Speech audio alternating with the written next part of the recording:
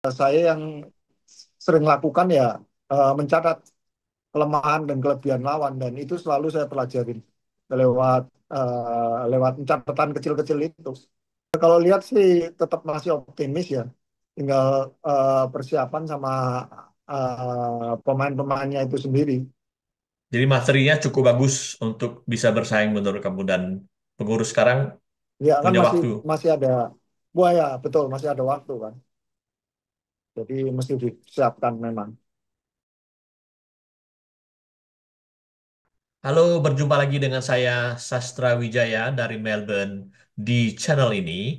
Dan hari ini kita akan berbincang dengan Haryanto Arbi. Barangkali hampir seluruh penggemar bulu tangkis Indonesia masih mengenal nama Haryanto Arbi. Tahun 2025 adalah 30 tahun Haryanto menjadi juara dunia. Karena tahun 1995 dia menjadi juara dunia di Lusan, Swiss. Waktu itu saya juga sedang menonton. Apa kabar Hari? Kabar baik. 30 tahun sudah jadi juara dunia. Apakah sekarang merasa bahwa kejadian itu seperti baru berlalu begitu saja? Iya sih agak ini ya waktu cepat berjalan ya. Kalau lihat kenang-kenangan, lihat video lagi, rasanya waktu cepat banget. Apakah waktu itu 95 kamu merasa bahwa kalau lihat kembali ke belakang merupakan masa paling berprestasi tahun itu ya? Saya rasanya pas naik-naiknya itu di 93, 94, 95 benar. Dan Banyak gelar-gelar di situ. saya ingat waktu itu 93 atau 92 kamu kan pernah jadi juara di Kejurnas di Indonesia kan? Ya, betul. Dan waktu itu ada yang mengatakan, saya baca di bola bahwa Haryanto Arbi sudah mentok gitu, nggak bisa jadi ke internasional. Apakah kamu pernah ingat dengan tulisan itu? Iya, ingat pasti itu nggak bisa lupa lah. Mungkin salah satu yang membuat saya terus bisa naik ya mungkin karena itu juga gitu. Tulisan-tulisan itu yang bikin jadi lebih semangat lagi untuk kerja keras lagi untuk bisa meraih hasil yang terbaik ya. Waktu itu apakah memang persaingannya tentu saja cukup kuat? Waktu itu ya ada Ardi masih ada, Alan, ada Ya. Fung, Hermawan Susanto, Bambang Supriyanto, Joko Supriyanto. Itu memang menjadi sebab atau memang waktu itu kamu masih lebih muda dari mereka? Saya saya juga lebih muda, juga saingannya memang dulu di pelatnas memang ketat ya, terutama dari tim Indonesia sendiri, seperti pemain-pemain yang Sastra tadi sebutin. Memang di Tunggal Putra waktu itu persaingannya ketat sekali.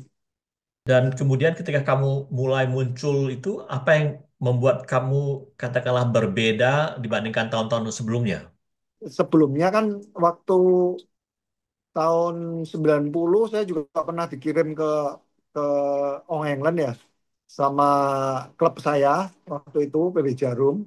Di tahun 90 saya sempat masuk delapan besar di All England. Kalah dengan Edi Kurniawan. Terus absen lama, nggak ikut. 93 baru ikut All England lagi dan waktu 93 itu menang di All England. Kalau melihat balik lagi, sudah 30 tahun lebih bermain bulu tangkis, Haryanto meletakkan diri di mana di antara para pemain Indonesia seperti Rudi Hartono, Lim Swee King, Icuk Sugiarto, Joko Supriyanto, Alan Budi Kusuma, Ardi, kemudian Taufik Hidayat. Kira-kira posisi kamu menurut kamu sendiri di mana? Waduh, itu yang susah. Mereka itu kan pemain-pemain hebat semua. Saya juga kalau ditanya bingung posisinya di mana. Tapi yang jelas bulu tangkis Indonesia memang ini ya apa kalau di luar-luar kan masih tetap masih kayak kalau di Brasil kan sepak bolanya kan Brasil ya. Mungkin kalau di bulu tangkis ya salah satunya Indonesia yang masih disegani ya sampai sekarang ya rasa. Oke, lalu ketika kamu selesai bermain bulu tangkis, apakah Hari pernah menjadi pelatih dan berpikir menjadi pelatih apa tidak? Waktu itu sih nggak ada, cuma ada beberapa tawaran yang apa ngajak kerjasama untuk jadi pelatih. Tapi waktu itu kan saya baru ngerintis bisnis ya. Jadi itu saya tolak. Terus setelah bisnis juga mulai berjalan juga ada tawaran lagi untuk ngelatih, tapi saya tetap masih mengutamakan bisnis dulu deh gitu. Sekarang bagaimana bisnisnya dan apakah lebih enak berbisnis atau dibandingkan jadi pelatih atau jadi pemain? Memang masih hobi sih sama aja sama-sama enaknya ya. Kalau kalau bisnis kan banyak risiko yang mesti ditanggung sendiri ya. Kalau jadi pelatih kan eh, mungkin nggak seberat, tapi sama aja ya bebannya sih sama ya beratnya. Cuma kalau risiko-risiko kerugian kan kalau dilatih kan enggak ya. Tapi sama aja sih menurut saya semua. Asal dilakukan dengan kerja keras, senang, enjoy, ya oke sih ya. Sejauh ini perkembangan bisnisnya kan itu berhubungan dengan bulu tangkis juga ya, berhubungan dengan olahraga. Itu Ya, memang cocok dengan kegiatan kamu ya. ya betul. Apa yang paling menarik? Artinya apakah kemudian punya kesempatan juga misalnya untuk pergi ke berbagai daerah, membantu atlet-atlet muda, melihat perkembangan itu juga jadi bagian yang menarik. Ya pasti. Itu jadi bagian menarik. Memang kan kita juga keliling ke mungkin ke negara-negara lain juga, lihat perkembangan di sana, fasilitasnya kayak apa. Terus di kita juga, ke daerah juga, lihat. Kadang juga masih diajak sama PB Jarum untuk cari talent-talent muda yang akan masuk di PB Jarum. Dan itu Hmm. kan banyak juga talenta-talenta yang ikut daftar kan banyak sekali ya. Kalau Hari perbandingkan waktu jadi pemain ya sama sekarang, bagaimana soal talenta itu? Apakah sekarang sebenarnya lebih banyak atau dulu sebenarnya lebih banyak? Mungkin sama sih ya, cuma kalau dulu kan kurang ke expose media atau eh, istilahnya sosial media nggak kayak sekarang ya. Kalau sekarang kan lebih gampang banget carinya dan juga mungkin expose-nya ya lebih besar dari sekarang. Mungkin sama sih dulu sama sekarang. Cuma dulu nggak ke expose, sekarang ke expose gitu aja.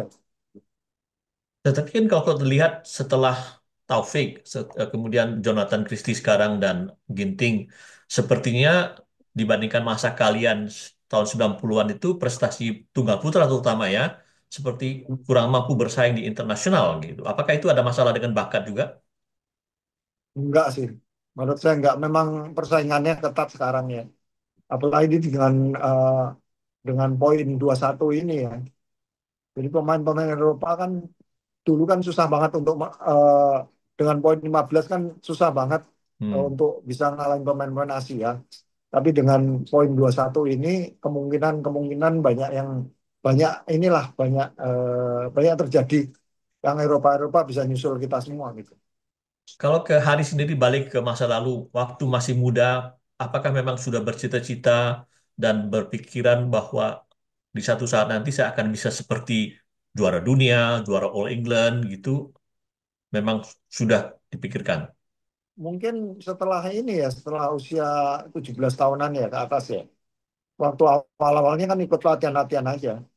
Tapi setelah lihat kakak Astomo bisa keluar negeri, bisa dapat penghasilan sendiri, jadi rasanya wah saya mesti inilah bisa apa bisa berkontribusi buat bangsa dan eh, bisa dapat penghasilan sendiri gitu loh.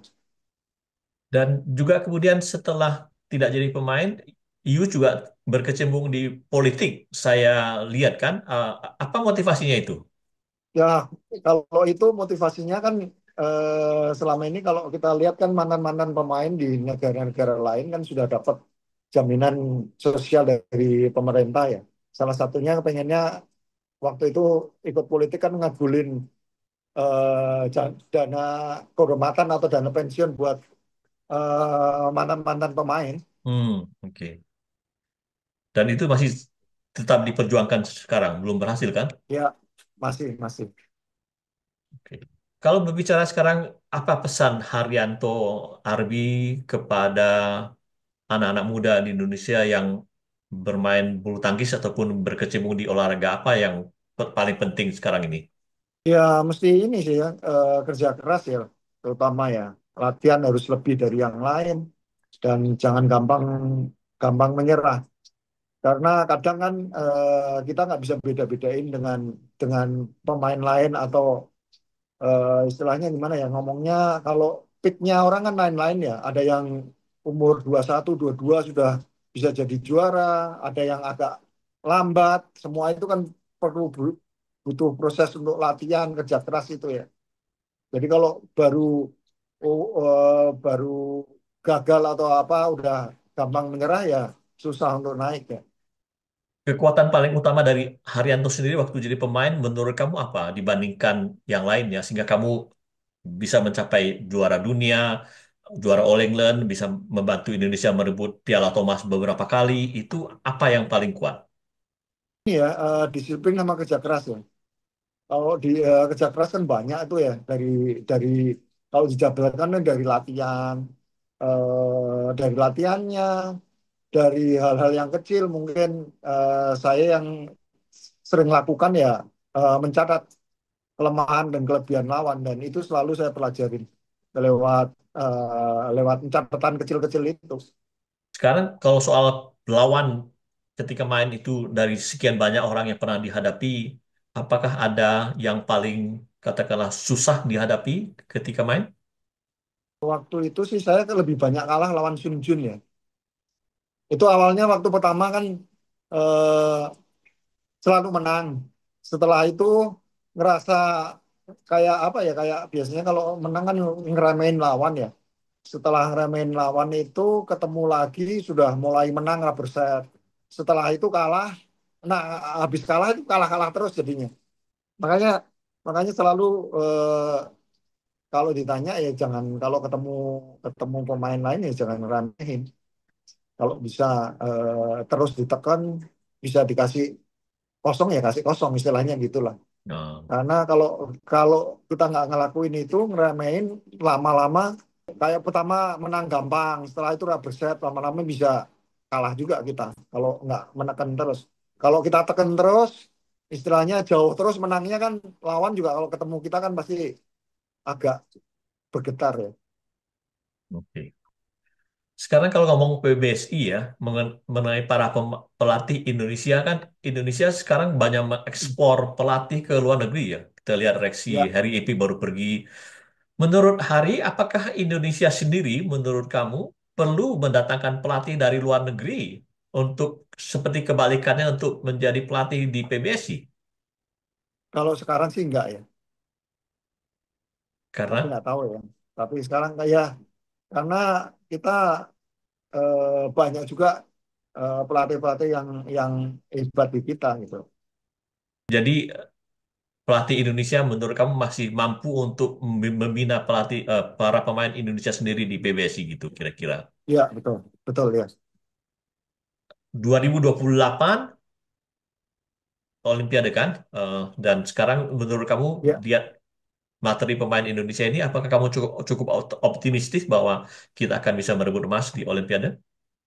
kalau lihat sih tetap masih optimis ya. Tinggal persiapan sama pemain-pemainnya itu sendiri. Jadi materinya cukup bagus untuk bisa bersaing menurut kamu dan pengurus sekarang Ya kan punya masih waktu. masih ada buaya, betul masih ada waktu kan. Jadi mesti disiapkan memang. Itu tadi perbincangan kita dengan Haryanto Arbi, mantan pemain bulu tangkis Indonesia yang 30 tahun lalu, tahun 1995 menjadi juara dunia di Lusan, Swiss. Ketika itu saya juga menonton pertandingan, saya meliput untuk BBC London ketika itu. Terima kasih Hari, sukses dengan Terima bisnisnya ke kasih depan. sama-sama.